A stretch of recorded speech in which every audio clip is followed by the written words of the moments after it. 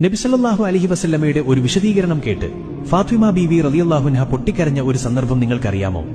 ഒരിക്കൽ നബിസല്ലല്ലാഹു അലൈഹി വസല്ലമ ഫാത്തിമ ബീവിയോട് പറഞ്ഞു, ഫാത്തിമ, ഞാൻ ഇസ്രാ മിഅ്റാജ് രാത്രിയിൽ ജിബ്രീൽ അലൈഹിസ്സലാമിനോടൊപ്പം യാത്ര ചെയ്യുമ്പോൾ ഞങ്ങൾ നരകം കാണാനിടയായി. പല രീതിയിലും ശിക്ഷയനുഭവിക്കുന്ന സ്ത്രീകളെ ഞങ്ങൾ അവിടെ കണ്ടു. അതിൽ ഒരു സ്ത്രീ കഠിനമായ ഒരു ശിക്ഷയനുഭവിക്കുകയായിരുന്നു.